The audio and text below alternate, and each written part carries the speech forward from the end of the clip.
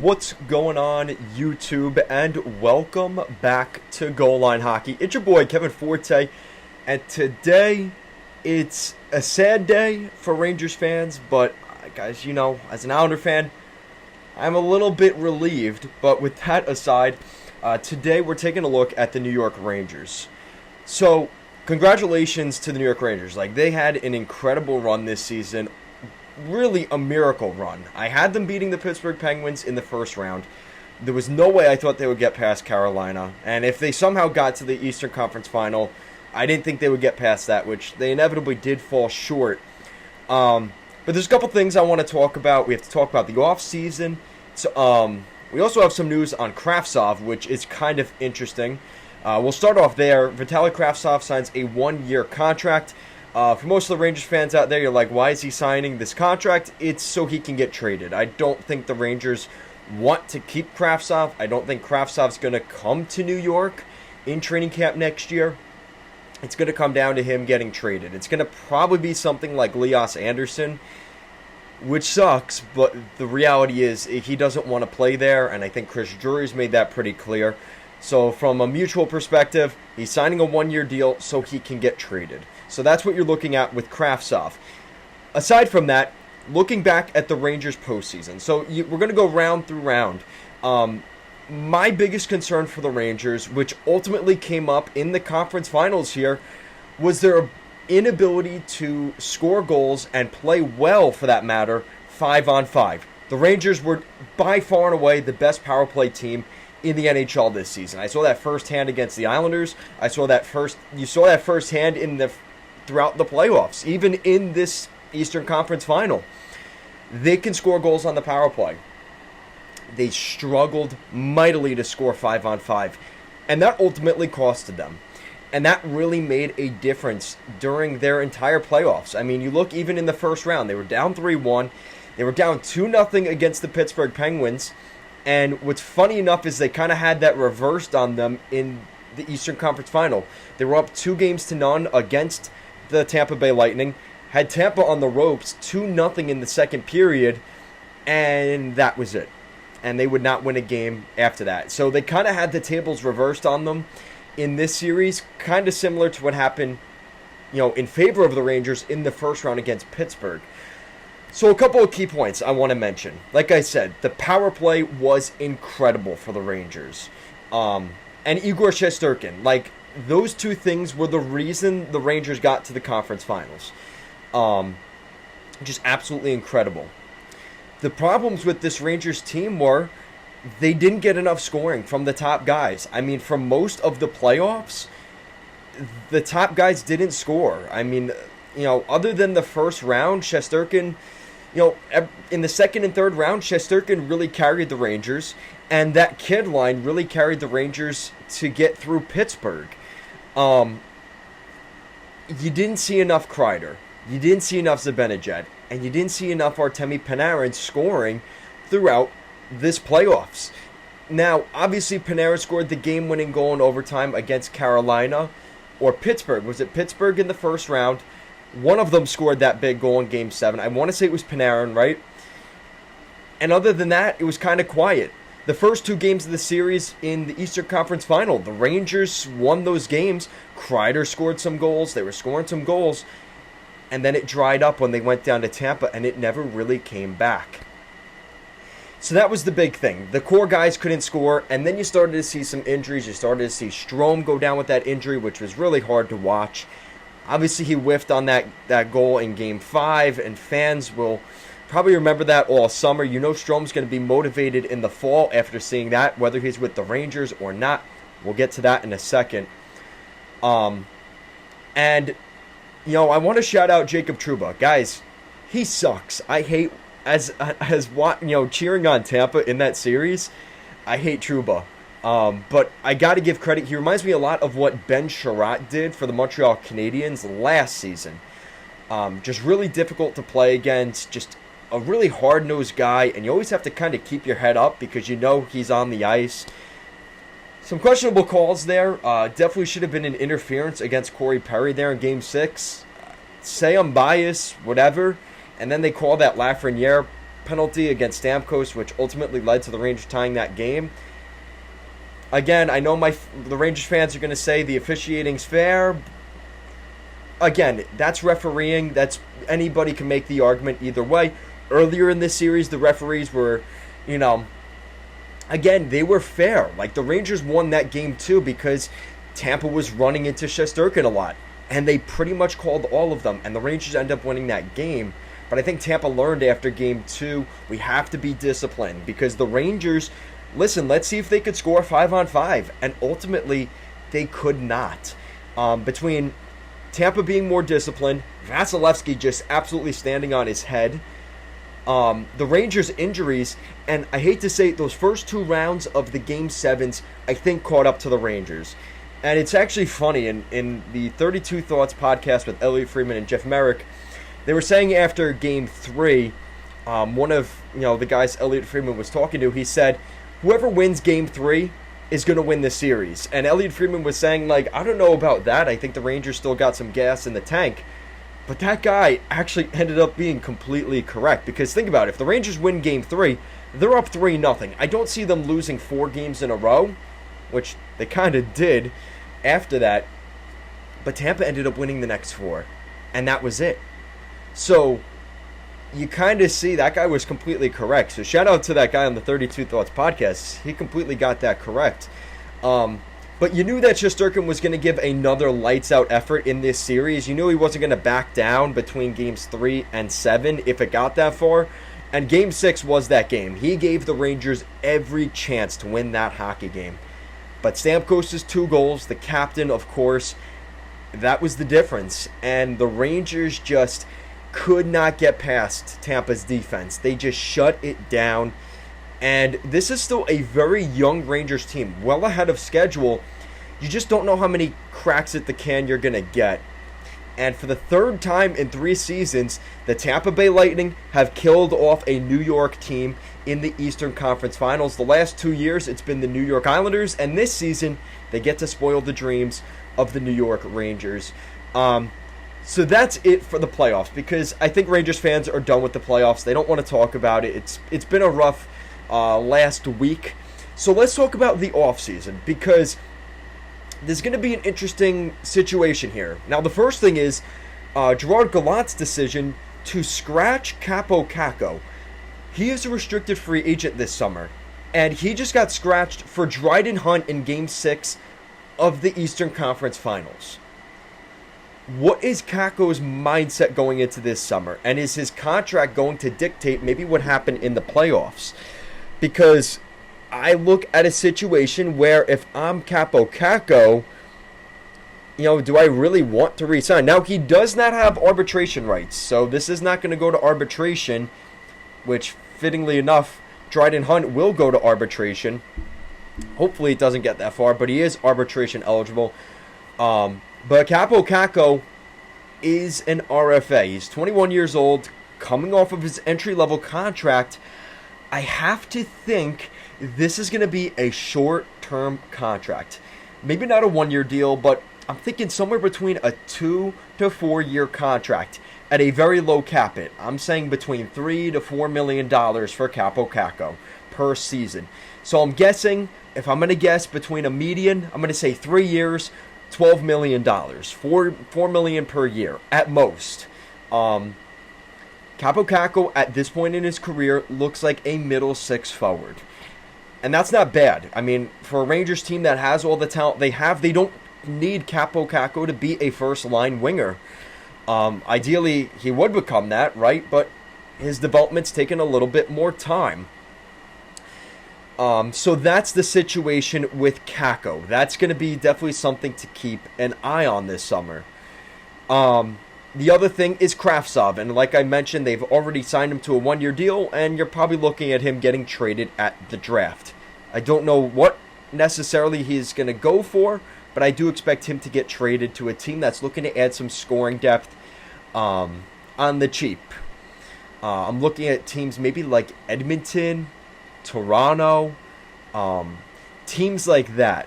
The Florida Panthers even could maybe take a look at a guy like Vitaly Kravtsov.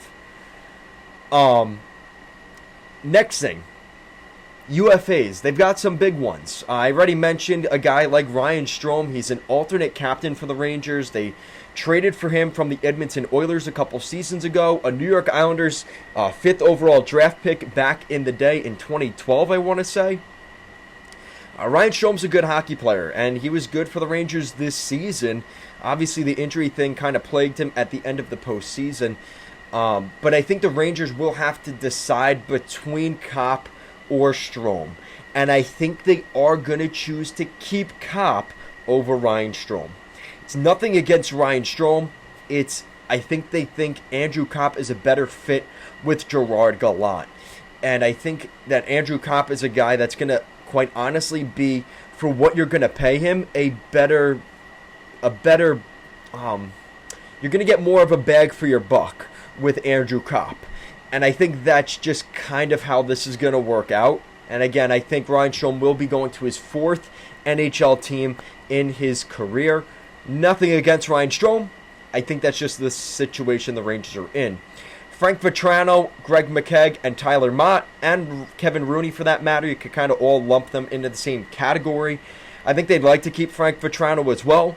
But again, the salary cap monster is kind of coming up on the Rangers. And when you look at next season as well, you have to re-sign Alexis Lafreniere next year. You have to re-sign Philip Hedl next year. I just think they're going to prioritize those guys next year over Frank Vatrano on a 2 or 3 year deal this summer. And I think that's the reality of the beast. And I do think Frank Vatrano, maybe Tyler Mott comes back. I don't see it, though. I do think he'll go back into the free agency market this year and see what he can get. On the defensive side of things, the only UFA defenseman is Justin Braun. I don't see the Rangers keeping Justin Braun. He's one of really 3 or 4 guys that I'm almost certain is leaving the Rangers. The Rangers had acquired him from the Philadelphia Flyers for a 6th or 7th round draft pick at the trade deadline. He filled his role. He was a depth defenseman for the Rangers that they needed. It took a little bit more off the shoulders of younger guys like Nils Lundqvist and Braden Schneider. So it makes sense that those guys brought in Justin Braun. But again, at 35 years old, and again, I just don't see it being a fit for him returning to the Rangers. That is a pure rental. And again, Keandre Miller's going to get more ice time next year. He's on the final year of his deal this year. He's on an entry-level contract. If you were to re-sign Justin Braun, it would probably be a 1-year deal. But like I said, more of a depth move at the deadline. I think Justin Braun is going to end up taking away ice time from Lundqvist and Schneider next year. And they don't want to ruin the development or stunt the development of those guys, playing them too much in Hartford next year. I do think they let go of Justin Braun.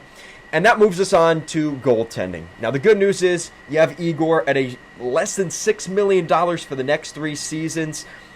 You don't worry about that. That's your starter. I do think they move on from Alexander Georgiev. I think it is time for G to kind of leave the Rangers. It's nothing against him.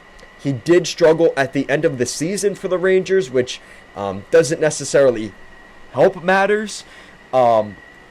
But to be honest, they've got Keith Kincaid. He is a UFA this summer.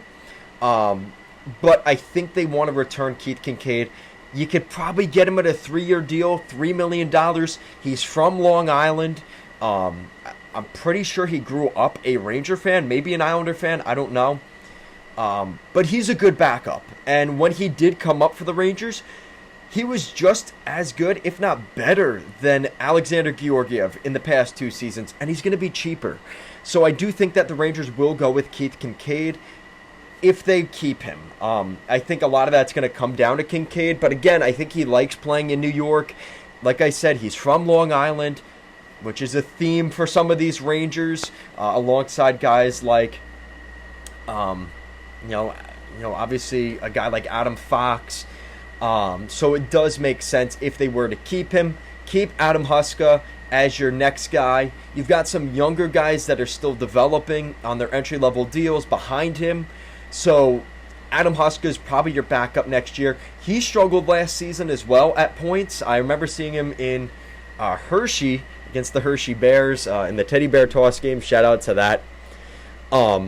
But really for the Rangers this offseason, it's not really as much about the big additions. They don't need to do that. They're going to shed some of those contracts like the Motts, Ryan Strome, Justin Braun, Alexander Georgiev, and they're going to rely more on some of the guys in Hartford because the Hartford Wolfpack had a pretty good season last year. They kind of fell short in the playoffs, but they were pretty good last year. And you look at some of the guys that I think could make the Rangers roster next year.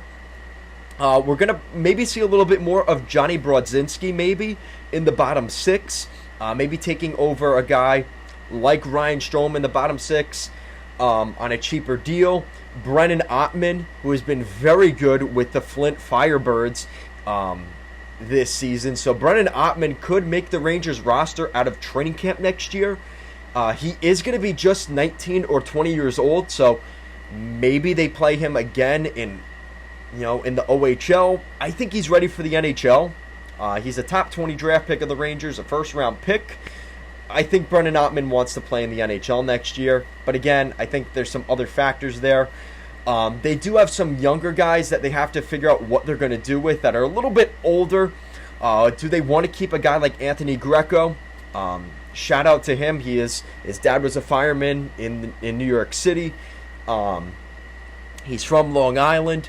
Do they want to keep him around? Tim Gettinger, he's more of a power forward. Does he stick around in Hartford? Does he stay with the Rangers? And then moving on to the blue line, I already mentioned some of these guys when we talked about Justin Braun, but they have arbitration rights and an RFA in Libor Hayek. I know they've wanted to trade him in the past. Is he a guy like Kravtsov that you trade his rights and you trade him? I don't think you're trading any of the big prospects.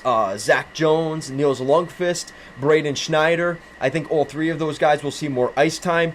Matt Robertson. All four of those guys are still very young. Matt Robertson's 21 years old. Zach Jones, 21 years old. Niels Lundqvist, 21 years old. And Braden Schneider's only 20. So the Rangers still have a lot of young, good defenseman prospects. And honestly, if you're the Rangers, it's a little bit risky. But do you try and trade Patrick Nemeth this summer? You free up $2.5 million. That way you could have a blue line of Fox, Trouba, Lindgren, Keandre Miller. That's your top four. And then you sprinkle into that third pairing. You've got some of these younger guys like Schneider and Lundqvist and Skinner. I think the Rangers could do that. And you're getting those guys playing NHL minutes and not a full season in the American Hockey League again, kind of like they did last year. Or do the Rangers go and acquire more depth defensemen and force these younger guys to take those third pairing minutes from veterans in training camp? And I do think Chris Drury will do that. I did almost say it. I'm not going to say that again. You guys ripped me apart for saying Jeff Gorton. It is Chris Drury's team. I know that.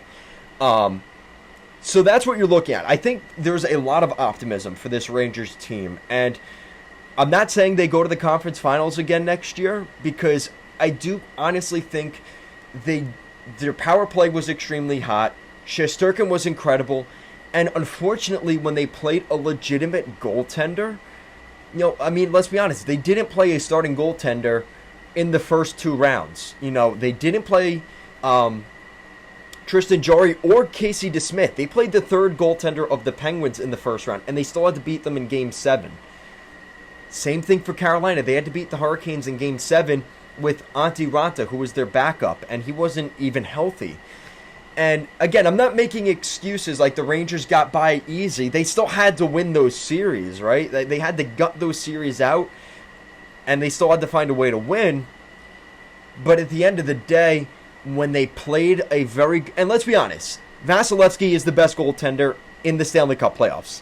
And we kind of saw that. In the Western Conference, I do think the Rangers would have got to the Cup final. No discredit to Kemper or Mike Smith, but Shesterkin's better than both those goalies by a long shot.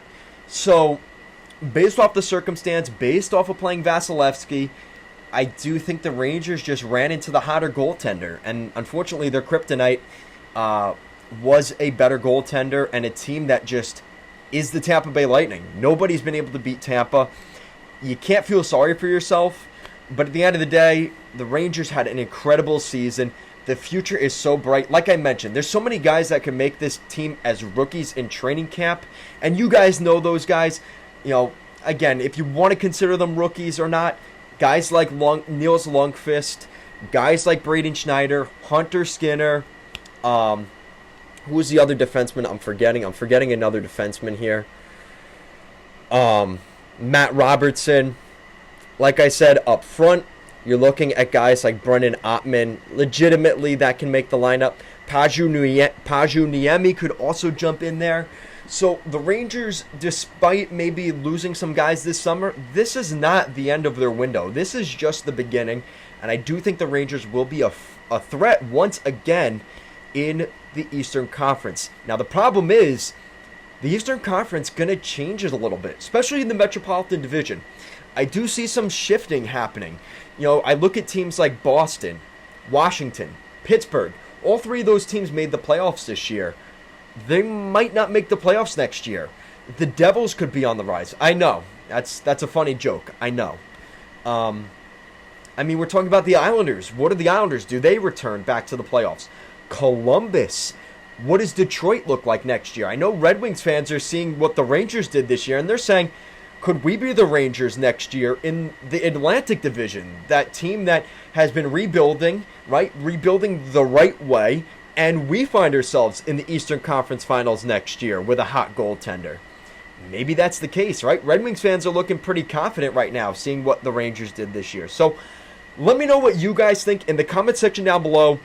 What would you like to see the Rangers do this summer in terms of acquisitions, right? Do you want to see them trade Kravtsov and not Hedl? Would you guys like to see them trade guys like Kravtsov and Hayek? Do you re-sign Georgiev? I do think most of you will agree. I think it's time to move on from Georgiev. Let the Long Island native Keith Kincaid back up Shesterkin. Shesterkin can play 50-plus games. I think they're going to do that next year and let Keith Kincaid play 20, 30 games next year and kind of just ride it out. And again, which of the young guys are you excited for next season? Like I said, like the Brendan Ottmans, I think that's going to be a popular pick.